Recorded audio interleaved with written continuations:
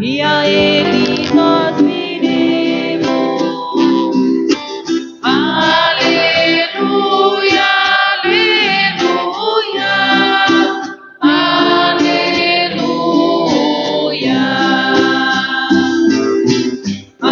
aleluia, aleluia, aleluia.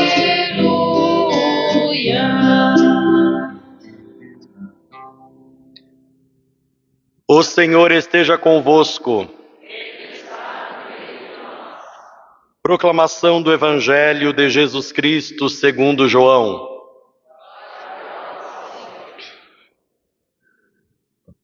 Naquele tempo disse Jesus a seus discípulos: Se alguém me ama, guardará a minha palavra.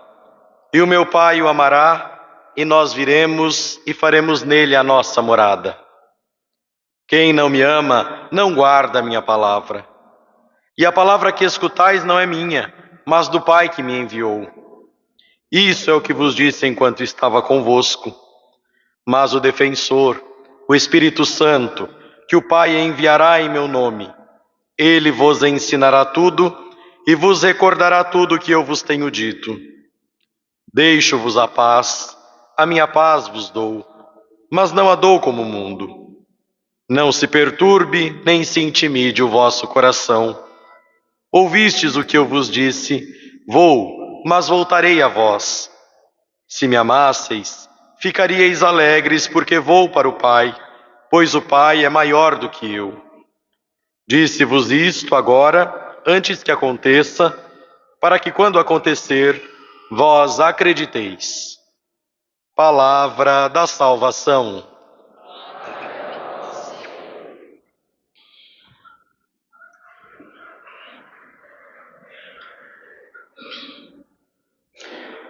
Meus caríssimos irmãos e irmãs, vamos nos encaminhando já para o final do tempo pascal, destas 7 semanas, ou destes 50 dias, em que fomos convidados a aprofundar mais sobre a ressurreição e o seu significado na vida da Igreja, dos discípulos de Jesus. E assim, nesta reta final de tempo pascal, nós já vamos sendo convidados a contemplar as 2 próximas solenidades, dos 2 próximos finais de semana. Semana que vem estaremos celebrando a Ascensão do Senhor, lembrando aquele 40º dia após a ressurreição, quando Jesus sobe definitivamente para junto de Deus, e daqui 2 domingos, a grande solenidade de Pentecostes. E o Evangelho que acabamos de ouvir nos falava já destas realidades. Jesus dizia: eu vou, mas voltarei a vós. E vocês, se me amassem, deveriam ficar alegres, porque eu vou para o Pai. Mas Jesus, dizendo que vai para o Pai, também já promete o seu Espírito sobre toda a Igreja. Diz que a Igreja não ficará órfã. Ele volta para o Pai, mas a Igreja não ficará sem a presença do seu Deus. Ele diz: o defensor, o Espírito Santo, que o Pai enviará em meu nome, ele vos ensinará tudo e vos recordará tudo o que eu vos tenho dito. É obra, portanto, do Espírito Santo de Deus recordar sempre aos discípulos de Cristo aquilo que nos falou nosso Senhor, para nos fazer viver em seu caminho.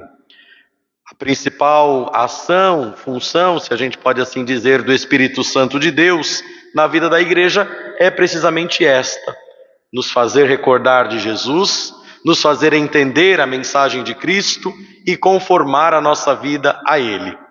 Muitas vezes nós esperamos que o Espírito faça tantas coisas, né? Mas o Espírito não deseja outra coisa senão nos fazer iguais a Cristo. E Ele nos faz isto através de tantos meios possíveis, derramando a sua graça sobre nós. E esta presença do Espírito na Igreja sempre foi sentida. Nós estamos aqui reunidos nesta manhã, celebrando a Eucaristia, por ação do Espírito. O Espírito que nos moveu vir até aqui, mas mais ainda, o Espírito que descerá sobre pão e vinho logo mais, tornando-os corpo e sangue do Senhor. Portanto, tudo aquilo que a Igreja é, tudo que ela faz, é graças à ação do Espírito Santo. E na primeira leitura, nós ouvíamos que desde os Atos dos Apóstolos, a igreja tem esta consciência. Nada pode fazer por si mesma. Tudo quanto a igreja faz é movida pelo Espírito. Ouvíamos um trecho do capítulo 15 dos Atos dos Apóstolos, que fala para nós daquele episódio conhecido como Concílio de Jerusalém, no qual a comunidade cristã se reúne para discernir uma questão bastante controvertida naqueles dias. Afinal, os cristãos devem ou não seguir a lei de Moisés?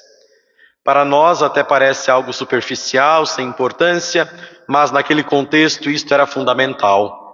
Era preciso ou não ser judeu para ser cristão? Resumidamente era esta a questão. Havia duas linhas na igreja, dois modos de pensamento. E eles que poderiam cada qual seguir a seu rumo, uns achando uma coisa, outros outra, eles pelo contrário se reúnem em comunhão para ouvir o que o Espírito Santo diz à igreja e discernirem juntos, em oração, qual o caminho a ser trilhado.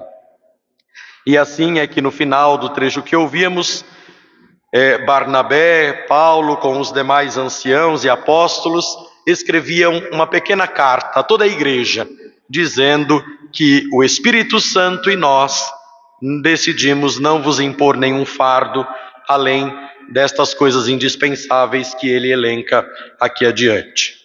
Mas veja a expressão, o modo como eles se colocam: o Espírito Santo e nós. Portanto, a decisão que tomavam naquele momento não era fruto dos seus interesses, das suas vontades, mas era sobretudo algo profundamente discernido à luz do Espírito. Coisa que a igreja deve fazer em todos os tempos de sua história. Também entre nós, continuamente nós vemos linhas dentro da igreja, formas de pensamento dentro da igreja, mas não podemos esquecer que há um espírito de unidade que permeia todas estas realidades. Basta nós pensarmos aquilo que vivenciamos enquanto Igreja Universal nestas últimas semanas, com a eleição do Santo Padre, o Papa Leão XIV. Quando ligávamos a TV, parecíamos que estávamos num debate eleitoral, né? A mídia, cada qual com seus candidatos, dizendo não vai ser esse, porque esse é o melhor, não vai ser aquele, porque aquele vai dar jeito nessa situação ou na outra. E no final das contas, aparece Leão XIV, desconhecido de muitos. É assim que o Espírito Santo age na igreja, sempre mostrando-nos um caminho novo, sempre convidando-nos a desinstalar-nos de nossas certezas, a nos abrir para a missão que ele descortina diante de nós. Por fim, na segunda leitura, ouvíamos um trecho do Apocalipse de São João. E São João convida-nos a olhar para o final. Esta igreja, movida pelo Espírito, ela tem a sua meta, ela tem o seu desfecho, e o seu desfecho se encontra em Deus. João dizia que um anjo havia o levado a uma montanha grande e alta, e desta montanha então ele vê a cidade santa, Jerusalém, descendo do céu de junto de Deus, brilhando com a glória de Deus. Esta nova Jerusalém é a imagem da igreja que vem de Deus, não é fruto dos nossos interesses ou das nossas boas vontades, mas foi querida por Deus, desejada por Deus. E vejam que ela desce de Deus, brilhando com a glória de Deus. Amados irmãos e irmãs, na igreja, tudo que de bom existe na igreja não é nosso, mas veio de Deus. Seria ilusão de nossa parte achar que a igreja é boa porque nós somos bons. Se somos bons ou se somos santos, a santidade é dom de Deus. Aliás, a beleza da igreja está precisamente nos santos, na santidade que nós vamos vivendo e que vamos crescendo e amadurecendo no contexto eclesial.